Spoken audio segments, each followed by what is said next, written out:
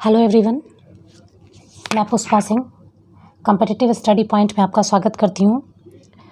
अभी हम लोग मुख्य रूप से प्रधान शिक्षक जो बीपीएससी द्वारा निकाला गया है उसकी तैयारी के लिए सामान्य अध्ययन पढ़ना शुरू करेंगे। आपको पिछले दिन मैं बता चुकी हूँ सिलेबस में कि 75 मार्क्स का डीएलएड से संबंधित प्रश्न रहेगा और 75 मार्क्स से सामान्य ज्ञान।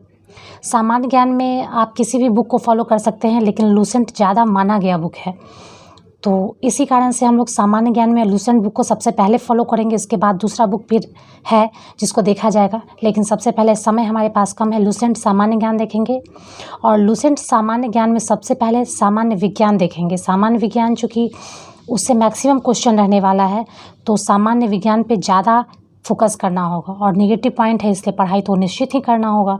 इसके अलावा कोई ऑप्शन नहीं है, पढ़ना ही एक ऑप्शन है यदि प्रधान शिक्षक प्रधानाध्यापक बनना है तो चलिए शुरू करते हैं। सामान्य ज्ञान लूसेंट का भौतिकी विज्ञान। तो हम लोग देखते हैं भौतिकी विज्ञान में कि भौतिकी विज्ञान जनरली है क्या। एक तरह से कह सकते हैं कि नेचर है, प्रकृति है। प्रकृति का जो अध्ययन जिस विज्ञान के अंतर्गत किया जाता है, प्रकृति में जो घटनाएं होती है, जैसे बारिश होना, धूप निकलना या जो भी अन्य घटनाएं होती हैं, भाप बनना, तापमान बढ़ना, तापमान घटना, तो ये सारी घटनाएं क्यों होती हैं, आवाज़ जो है गति करता है वो क्यों करता है, तो इस तरह के संबंधित प्रश्नों को जो विज्ञान हल करते हैं, यानी प्रकृतिक संबंधी जितनी घटनाएं हैं, तो वो भौतिक विज्ञान कहलाता है। हम लोग भौतिक विज्ञान देख रहे हैं। भौतिक विज्ञान का पहला चैप्टर जो आज हम लोग सिर्फ एक यूनिट देखेंगे और एक यूनिट में हम लोग का शुरुआत करते हैं। आप लोग भी अपना बुक देखते रहिएगा और उससे संबंधित हम लोग लूसेंट ऑब्जेक्टिव बनाएंगे, लेकिन वो अगले वीडियो में।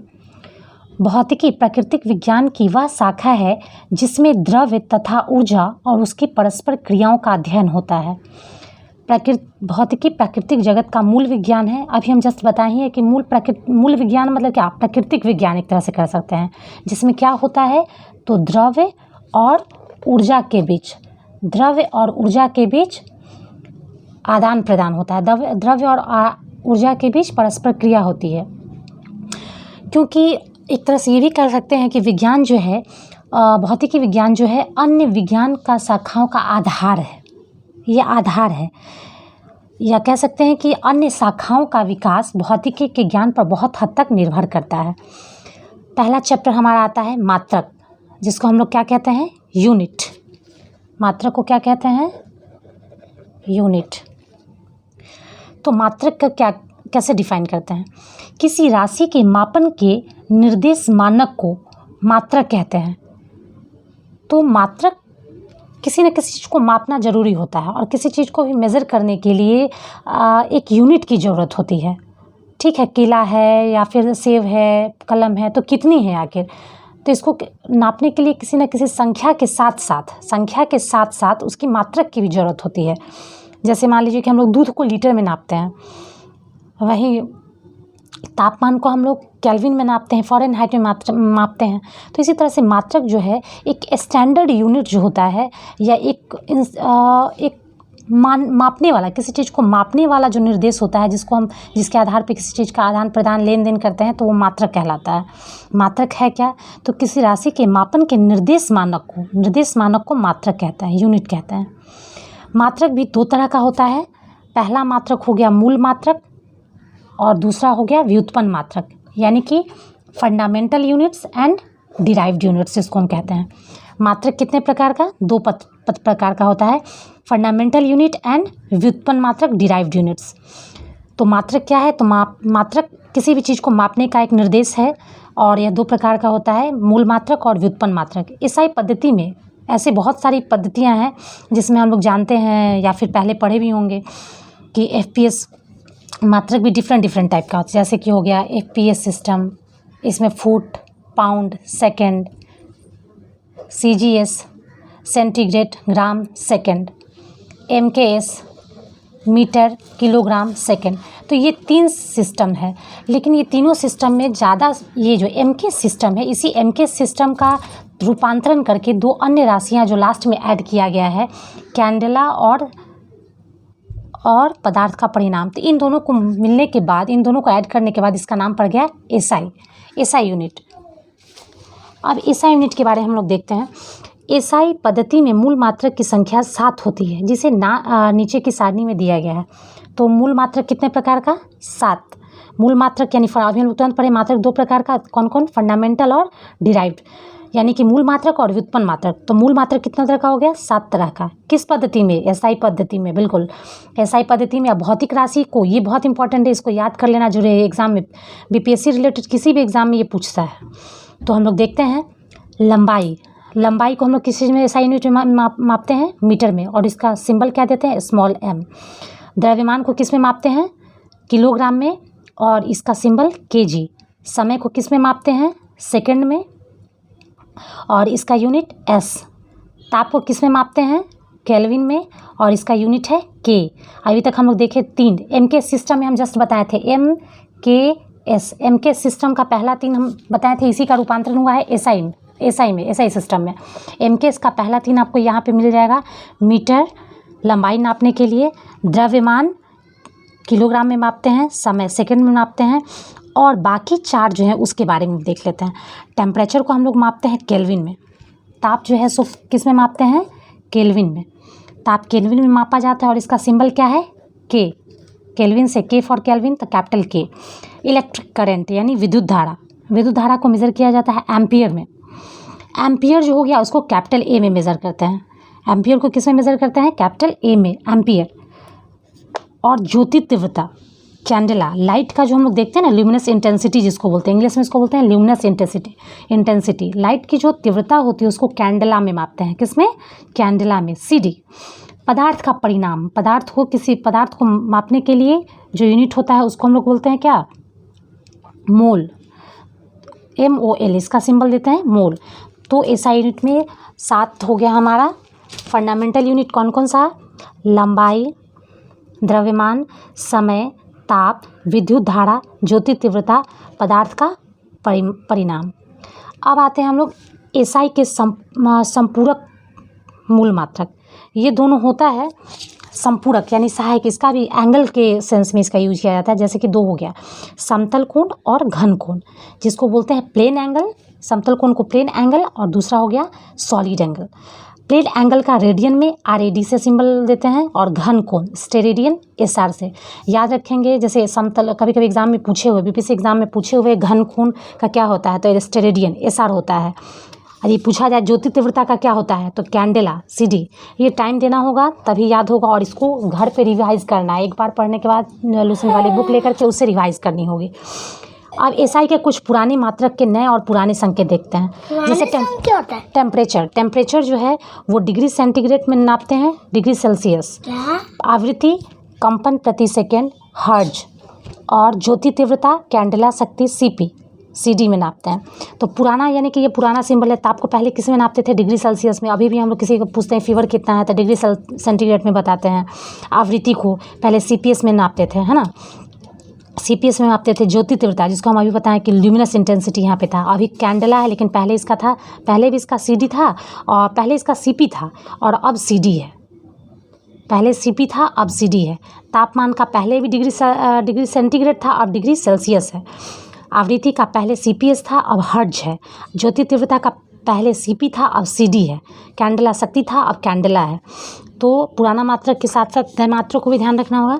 व्युत्पन्न यानी कि डिराइव्ड यूनिट किसको कहते हैं? मात्रक का 2 प्रकार, जिसमें व्युत्पन्न मात्रक और फंडामेंटल मात्रक और डिराइव्ड बोलते हैं जो कि डिपेंडेंट होता है, जो मूल मात्रकों की सहायता से व्यक्त किए जाते हैं। बिल्कुल इसको समझने के लिए इस तरह से समझा जा सकता है। एग्जाम्पल के तौर पर हिंदी में हम लोग वर्ण देखते हैं, तो स्वर्ण वर्ण और व्यंजन वर्ण होता है। तो स्वर्ण वर्ण क्या होता है? स्वर्ण वर्ण पे डिपेंडेंट होता है व्यंजन वर्ण, यानी हम आ ई सब किसी पर डिपेंडेंट नहीं है, तो इसको स्वर्ण वर्ण बोलते हैं। व्यंजन वर्ण कौन होता है? जैसे क ख ग, तो ये क्या होता है? डिपेंडेंट होता है। किस पर डिपेंडेंट होता है? वो स्वर्ण वर्ण पर डिपेंडेंट होता है, यानी अ पे, आ पे, और हम का लिखे, की लिखे, तो है तो व्यंजन, लेकिन वो डिपेंडेंट किस पे है? उसमें शब्द किसका आ रहा है? का आ रहा है, यानी डिपेंडेंट है स्वर पे। उसी तरह से फिजिक्स में भी मात्रक में जो फंडामेंटल होता है, यही 7 फंडामेंटल मेन यूनिट है, लेकिन व्युत्पन्न जो होता है, जैसे कि आपका दूरी हो गया, दूरी नहीं होगा। जैसे कि आपका वेग हो गया, इसके अलावा बल हो गया, त्वरण हो गया, आयतन हो गया, चाल हो गया, कार्य हो गया, समय, ये ऊर्जा हो गई, ये सारी चीज़ें जो है ये सब हमारी डिराइव्ड यूनिट यानी व्युत्पन्न मात्रक है। तो व्युत्पन्न मात्रक किसको कहते हैं? जो मूल मात्रकों की सहायता से व्यक्त की जाती है, यानी इसमें इसका यूज करना ही है। प्रकाश वर्ष का प्रयोग क्यों करते हैं? तो प्रकाश वर्ष यहाँ पर ये नहीं कि लाइट को मापने के लिए नहीं यूज़ करते हैं, ये ध्यान देना है। प्रकाश वर्ष से नाम समझ में आया कि लाइट नहीं, बहुत लंबी दूरी को मापने के लिए प्रकाश वर्ष का प्रयोग किया जाता है। जो लंबी दूरी होती है उसको नापने के लिए किसका यूज़ करते हैं? प्रकाश वर्ष का प्रयोग किया जाता है। एक प्रकाश वर्ष कितना होता है? याद कर लीजिए। एक प्रकाश वर्ष बराबर 9.46 × 10⁻15 मीटर। एक प्रकाश वर्ष बराबर 9.46 × 10⁻15 मीटर। दूरी मापने की जो सबसे बड़ी इकाई है वो है पारसेक। दूरी मापने की सबसे बड़ी इकाई कौन सी है? पारसेक। एक पारसेक बराबर कितना होता है? 3.26 प्रकाश वर्ष।